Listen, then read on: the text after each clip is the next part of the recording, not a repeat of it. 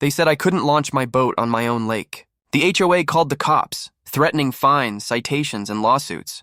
But 10 minutes later, everything changed. I walked out owning the marina they swore I'd never touch. What happened that day was absolute chaos, complete humiliation for the HOA, and a victory I'll never forget.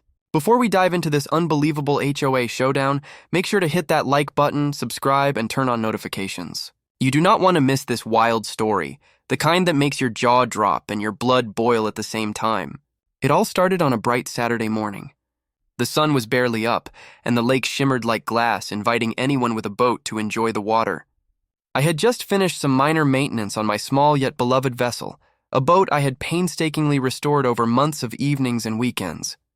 With the excitement bubbling inside me, I decided it was the perfect day to finally take it out on the lake.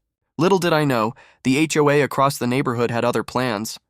Their rules were labyrinthine, obscure enough to trap anyone attempting to enjoy their own property. As soon as I slid the boat into the water, a neighbor, who conveniently doubled as an HOA enforcer, sprinted across my yard, phone in hand, and I could see the fury in their eyes before they even spoke. Within minutes, the local police were at my dock.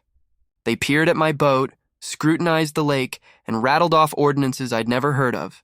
I stood firm, calm, but defiant, knowing that the property deed in my hand said one thing: the lake was mine, as much as theirs was theirs. While they argued, I noticed the Marina's office, a small building full of paperwork and keys, and that's when an idea struck me. If the HOA wanted to play hardball, maybe it was time I changed the game entirely.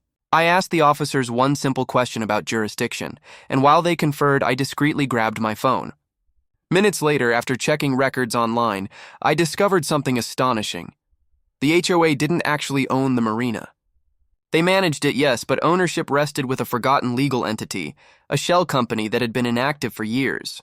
And guess who held the majority shares? That's right, me, thanks to a long-forgotten inheritance that tied my name to this property.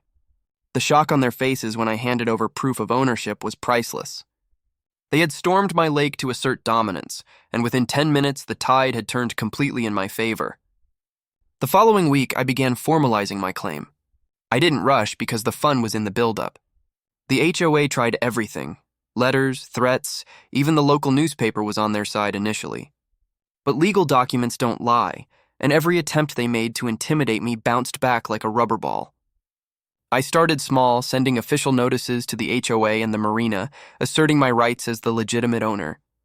The staff at the marina, once timid under HOA influence, began to recognize the shift in power. Contracts were reviewed, locks were changed, and suddenly, the keys that had been denied to me were in my hand.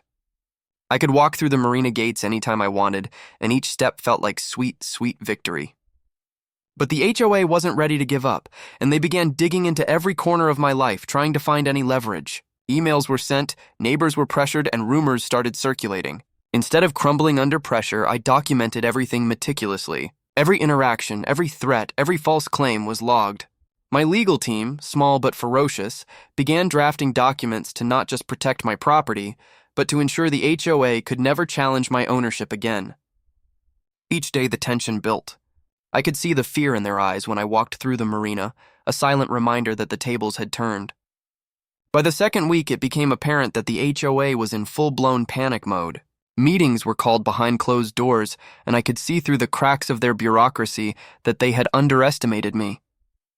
I began to implement my own rules, ones that made sense, ones that respected the lake and the community, but also asserted my authority unmistakably. Boats could be launched freely, docks were accessible to rightful owners, and the marina ran efficiently for the first time in years. The HOA tried to undermine me with legal filings, but every motion they submitted was met with counter-evidence that reinforced my position. Slowly, neighbors who had once feared speaking up began to voice support. Stories of the HOA's bullying tactics surfaced, and suddenly it wasn't just about my boat anymore. It was about fairness, about reclaiming what the HOA had long mismanaged. Each victory was subtle but powerful. A corrected fine here, a revised policy there, a notice that this time the rules would be applied fairly, and everyone could see it. By the third week, the final pieces of the puzzle fell into place. The marina, once a symbol of HOA control and intimidation, had transformed into a beacon of clarity and justice under my oversight. The HOA, now legally powerless and publicly embarrassed, tried one last gambit, a lawsuit claiming mismanagement and trespassing. But the evidence was overwhelming. My ownership documents, the documented history of the marina, and the growing chorus of neighbors in support of me rendered their case futile. Court dates came and went, and the judge dismissed their claims entirely. It was a turning point, a moment when the HOA realized that their attempts to bully and control had backfired spectacularly. I walked out of the courtroom not with vengeance in my heart, but with the satisfaction of justice served. The marina was mine, the lake was free for proper use, and the HOA's influence was permanently diminished. As I looked over the docks filled with boats enjoying the open waters, I felt a sense of vindication I never thought possible. Months later, the transformation was complete. The marina was thriving, the lake was active, and my boat was a symbol of resilience and triumph. The HOA, once the unshakable authority in the neighborhood, had become a cautionary tale whispered among residents. Any attempt to overreach was met with polite but firm reminders of boundaries and legal rights. I had not only protected my property, but had turned the entire situation into a masterclass of patience, strategy, and quiet power. Neighbors who had once watched silently from their porches now smiled and waved, knowing that fairness and reason had finally returned to the lake. And me? I cruised on my boat, free and unchallenged, the sunlight glinting off the water, knowing that the victory wasn't just about ownership. It was about reclaiming dignity and respect in a place where both had long been denied. If you enjoyed this wild HOA showdown and want to see more stories where ordinary people take on bullies and win big, hit that like button, subscribe, and make sure the notification bell is turned on. More crazy property battles, unbelievable victories, and jaw-dropping confrontations are coming your way, and you won't want to miss a single one.